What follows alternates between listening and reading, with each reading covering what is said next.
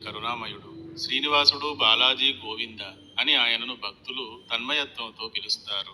ప్రపంచంలోనే భారీ స్థాయిలో భక్తులను రప్పించుకుంటున్న ఒకే ఒక్క దేవుడు శ్రీనివాసుడు.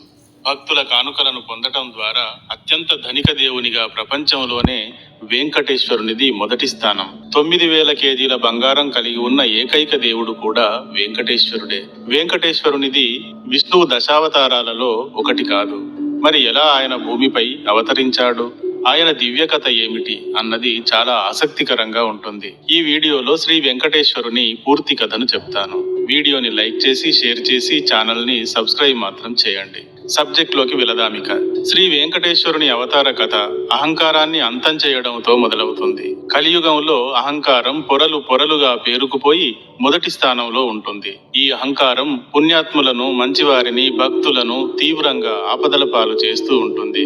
దానిని అంతం చేయవలసిన అవసరం ఉంది అనే అంతరార్థానికి సూచనగా ఎంతో అందంగా శుతిమెత్తగా అహంకారాన్ని భృగు మహర్షి అరికాలులో కన్ను రూపంలో ఉన్న అహంకారాన్ని చిదిమివేసి ఆర్తజన రక్షకుడిగా భూమిపైకి బయలుదేరుతాడు శ్రీనివాసుడు. ఈ కథ ఎలా జరిగిందో చెప్పడంతో వెంకటేశ్వరుని చరిత్ర మొదలవుతుంది. పూర్వకాలంలో ఒకసారి కశ్యపుడు మరికొంతమంది మహర్షులు గంగా నదీ తీరంలో యజ్ఞం చేయడం ప్రారంభించారు. అక్కడకు నారద మహర్షి వచ్చాడు. ఈ యాగాన్ని మీరు ఎందుకు జరుపుతున్నారు? ఈ యాగ ఫలితం ఎవరికి చెందుతుంది?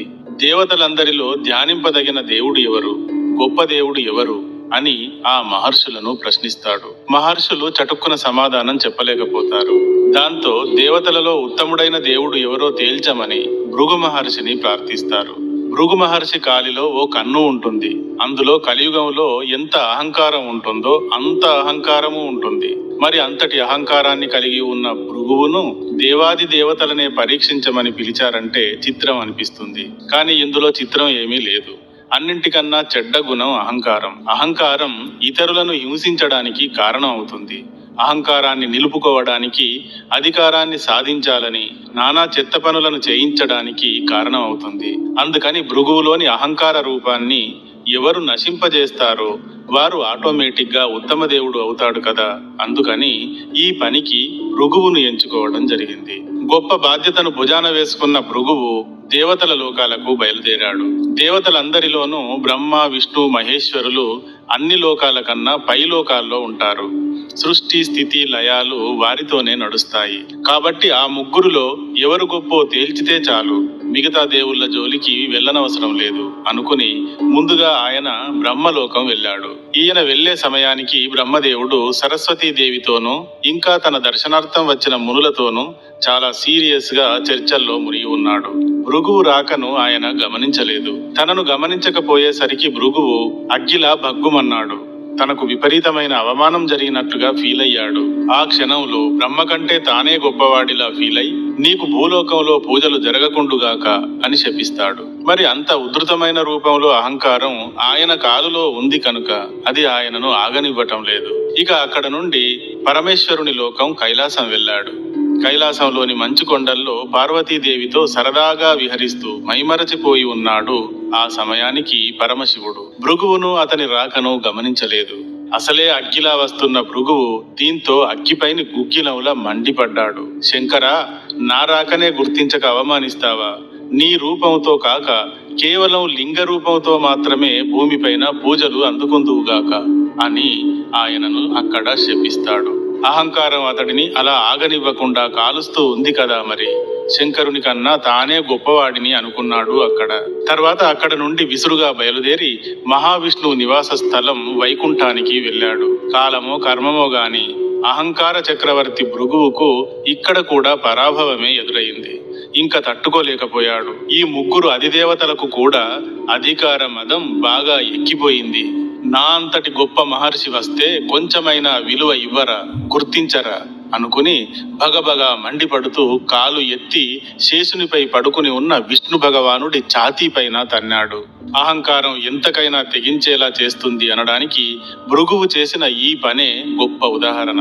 ఆ హఠాత్ పరిణామాన్ని ఊహించని లక్ష్మీదేవి విష్ణువు వక్షస్థలంపై తాను నివసించే ప్రదేశంపైనే భృగువు తన్నడాన్ని భరించలేకపోయింది. ఆశ్చర్యంతో శేషతల్పం దిగి చూస్తూ ఉండసాగింది. జరిగిన దానికి ఆగ్రహించిన విష్ణువు భృగువును ఎలా ఎగరేసి కొడతాడో చూద్దాం. నా దేవదేవి నివసించు స్థానంపై తంతావా అని ఆయనను విరగదీస్తాడేమో అని చూస్తుంది. కానీ చిత్రంగా మహావిష్ణువు మాత్రం అస్సలు కోపాన్ని ప్రదర్శించకుండా చిరునవ్వులు చిందిస్తూ టక్కున లేచి గౌరవంగా పాన్పు దిగి భృగువుకు నమస్కరించి, మీ పాదం అత్యంత సున్నితం, నా వక్షస్థలం కఠినాతి కఠినం, నా కఠినమైన వక్షస్థలంపై తన్నడం వల్ల మీ పాదం ఎంత నొచ్చుకుందో. మహర్షి, ఏది మీ పాదాన్ని ఇలా ఇవ్వండి, దానిని మర్దన చేసి నొప్పిని తగ్గిస్తాను అంటూ భృగువు పాదాన్ని నెమ్మదిగా నొక్కుతూ అతని అరికాలిలోని కన్నుపై వేలిని ఉంచి బలంగా నొక్కి చిదిపివేశాడు. అహంకార నేత్రం ఇలా చిరిగిపోగానే భృగువు కోపం అలా మాయమైపోయింది. దాంతో వెంటనే తానున్న స్థానం నుండి కిందకు దిగి విష్ణువుకు నమస్కరించి, ఆహా విష్ణువు, నీవే ఉత్తమ దైవం అని కీర్తించి అక్కడ నుండి సెలవు తీసుకుని వెళ్లి గంగా నది వద్ద యజ్ఞం చేస్తున్న కశ్యపాది మునులకు ఈ విషయం చెప్పాడు. దేవతలందరిలో విష్ణువే గొప్పవాడు అంటూ. లోకంలో అన్నింటికన్నా చెడ్డది అహంకారం. ఈ అహంకారాన్ని ఎవరైతే చిదిమివేస్తారో వారే గొప్పవారు అవుతారు. అందుకని భృగువు చెప్పినట్టు మహావిష్ణువే గొప్పవాడు అంటూ ఆ మునులు అంతా కీర్తించారు.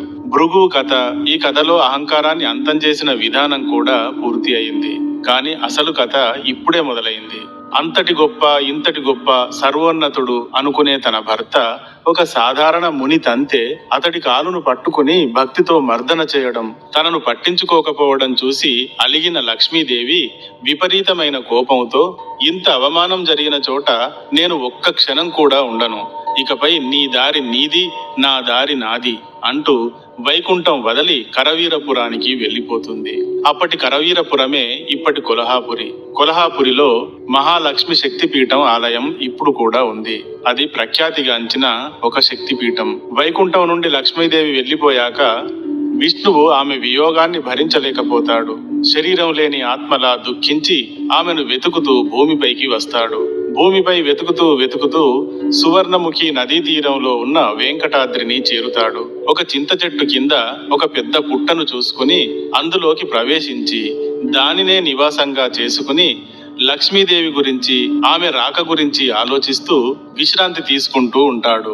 పుట్ట సర్పం నివాసం, సర్పం ఆదిశేషుని రూపం కనుక విష్ణువు పుట్టలో విశ్రాంతి తీసుకుంటున్నాడు అంటే ఆదిశేషుడిని పాన్పుగా నివాసం ఉన్నట్టుగానే భావించాలి. విష్ణువు పరిస్థితి కైలాసలోకం నుండి శివుడు, బ్రహ్మలోకం నుండి బ్రహ్మదేవుడు చూసి జాలిపడతారు. ఆయనకు సాయం చేయాలి అనుకుంటారు. వెళ్లి కొల్హాపురిలో ఉన్న లక్ష్మీదేవికి విష్ణువు పరిస్థితిని చెప్తారు. వారు ఎంత చెప్పినా లక్ష్మీదేవి కోపం తగ్గనందున విష్ణువు కోసం వెళ్ళడానికి అంగీకరించదు. కానీ బ్రహ్మ విష్ణువులు బతిమిలాడి బ్రహ్మ ఆవుగా, శివుడు దూడగా మారి తమను తీసుకువెళ్లి ఆ ప్రాంతపు రాజు చోళరాజుకు అప్పగించమని కోరుతారు. అందుకు మాత్రం అంగీకరించిన లక్ష్మీదేవి వారిని తీసుకువెళ్లి చోళరాజుకు అమ్మివేసి తిరిగి తాను కొల్హాపురికి వెళ్ళిపోతుంది. రాజుగారి గోవుల మందలో అన్నింటిలోకి సహజంగానే ఈ గోవు, దూడలు ప్రత్యేక ఆకర్షణగా మారుతాయి. గోవులా ఉన్న బ్రహ్మ అన్ని గోవుల కంటే ఎక్కువగా పాలు ఇవ్వడంతో చోళరానికి ఆ గోవు పట్ల ఆసక్తి కలుగుతుంది. ఎంత పెద్ద మందలో ఉన్నప్పటికీ ఆ గోవును వెంటనే గుర్తుపట్టగలుగుతుంది. అలా చోళరాజు ఆవుల మందలో చేరిన బ్రహ్మ, శివులు ఆవు, దూడ రూపంలో వెంకటాద్రిపైకి రోజు మేతకు వెళుతూ ఉంటాయి. వెంకటాద్రిపైకి చేరగానే విష్ణువు నివాసం ఉంటున్న చింత చెట్టును వెతికి అక్కడకు వెళ్ళేది. అక్కడ పుట్టలో విష్ణువును కనిపెట్టి ఆ పుట్టపైన నిలబడి తన పొదుగు ఖాళీ అయ్యేదాకా పాలధారలను మహావిష్ణువుకు అందించేది. ఆవు పాలను తాగడంతో విష్ణువు ఆకలి తీరుతూ ఉండేది. ప్రతిరోజు ఇదే విధంగా జరగసాగింది. అన్ని గోవులు పాలతో నిండిన పొదుగులతో ఇంటికి వచ్చేవి. మాయా గోవు మాత్రం ఖాళీ పొదుగుతో వస్తూ ఉండేది. ఈ విషయాన్ని రాణి గ్రహించింది. ఒక రోజు ఆమె పశువుల కాపరిపై కేకలు వేసింది. ఏం జరుగుతోంది? ఈ గోవు పాలను ఎవరు దొంగిలిస్తున్నారు అంటూ. దాంతో తర్వాతి రోజు మాయా గోవునే గమనిస్తూ వెళ్లి అది పుట్టపై నిలబడి పాలధారలను విడుస్తూ ఉండటాన్ని గమనిస్తాడు పశువుల కాపరి. దీంతో ఎక్కడ లేని కోపం వస్తుంది అతడికి. ఈ గోవు మూలంగా తాను రాణిగారితో పడరాని తిట్లన్నీ పడ్డాడు. దీనికి ఏం మాయరోగమని పొదుగు నిండా ఉన్న పాలని ఒక్క చుక్క మిగలకుండా పుట్టపైన విడుస్తోంది అనుకుని పొదలను నరకడానికి తన చేతిలో ఎప్పుడూ పట్టుకు తిరిగే గొడ్డలిని పైకెత్తి కేకలు పెడుతూ ఆవు పైకి విసురుతాడు. ఆవు పైకి గొడ్డలి దూసుకు వస్తూ ఉందని గ్రహించిన శ్రీ మహావిష్ణువు తన ఆకలిని తీర్చుతున్న గోవును రక్షించడానికి ఆదిశేషుడు పుట్టలో నుండి సర్రున పైకి లేచినట్టుగా చివ్వున పైకి లేచి గొడ్డలి గోవుకు తాకకుండా తన తలను అడ్డు పెడతాడు. దాంతో గొడ్డలి స్వామివారి తలకు బలంగా తాకుతుంది. తాకిన వెంటనే ఆయన నుండి రక్తం పైకి చిమ్ముతుంది.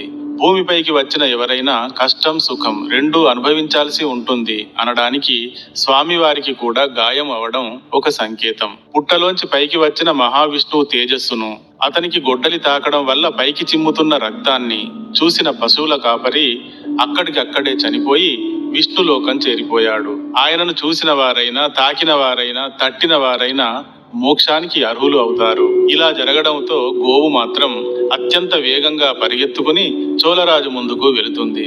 అతనితో ఏదో చెబుతున్నట్టు కింద పడి దొర్లుతుంది. గోవు ఏదో చెబుతోంది, అది ఏమిటో కనిపెట్టమని రాజు ఒక గూఢచారిని నియమిస్తాడు. ఆ గూఢచారి ఆవు తీసుకువెళ్లిన దిక్కుగా వెళతాడు. వెంకటాద్రి పైన చింత చెట్టు కింద ఉన్న పుట్టలోంచి పైకి చిందుతున్న రక్తం ధారలను చూస్తాడు. ఆ పక్కనే చచ్చిపడి ఉన్న పశువుల కాపరిని కూడా చూస్తాడు. అది ఏమిటో సరిగ్గా అర్థం కాక భయపడిన ఆ గూఢచారి వణుకుతూ వెళ్లి రాజుకు తాను చూసింది చెప్తాడు. రాజు కూడా ఆశ్చర్యపోతూ గూఢచారి వెంట పుట్ట వద్దకు వెళ్లి ఆ చిత్రాన్ని చూసి నిస్తేజుడు అవుతాడు. చోళరాజు పుట్ట వద్దకు రాగానే మహావిష్ణువు పుట్టలో నుండి బయటకు వచ్చి, చోళరాజా, నీ ఒక దుర్మార్గుడివి. పశువుల కాపరి పవిత్రమైన గోవుపైకి కర్రను కాకుండా గొడ్డలిని విసిరాడంటే నీ రాజ్యంలో పుణ్యం లేకుండా పోయింది అని అర్థం. ధర్మాన్ని పుణ్యాన్ని కాపాడవలసిన వాడు రాజు. ఈ పనిని నీవు చేయలేదు కనుక నీవు ఇకపై పిశాచమైపోదువుగాక అని శపిస్తాడు. దాంతో వెంటనే పిశాచంలా మారిపోయిన చోళుడు, స్వామి, ఇంత పెద్ద శిక్షను ఎలా అనుభవించాలి, ఎంతకాలం అనుభవించాలి, ఈ శాపం తొలిగేది ఎప్పుడు అంటూ స్వామికి సాష్టాంగ పడతాడు. అందుకు శ్రీనివాసుడు, రాజా, గోవు నాకు పాలిస్తోంది అంటే ఈ విశ్వాన్ని రక్షిస్తోంది అని అర్థం. గోవు ధర్మానికి రూపం అని అర్థం. అలాంటి ధర్మరూపం పైన గొడ్డలి విసిరినందుకు నిన్ను శపించాల్సి వస్తోంది. నా భక్తులను హింసించిన వారిని నేను ఎట్టి పరిస్థితుల్లోనూ సహించలేను. నా భక్తులు పుణ్యాత్ములు, ధర్మాత్ములు ఉంటారు కాబట్టి. అయినా బాధపడకు, నీకు త్వరలోనే శాప విమోచనం అవుతుంది. ఆకాశరాజు అను పేరుతో మళ్ళీ జన్మిస్తావు. తర్వాత నీ కూతురును నాకు ఇచ్చి వివాహం జరిపిస్తావు అంటూ శాప విమోచనాన్ని చెప్తాడు. దాంతో చోళరాజు పిశాచంలా ఎగురుతూ ఎటో వెళ్లిపోతాడు. శ్రీనివాసుడు వెంకటాద్రి పైన తిరుగుతూ లోకంలో జరుగుతున్న పాపపుణ్యాలను గమనిస్తూ ఉంటాడు. అలా తిరుగుతున్నప్పుడు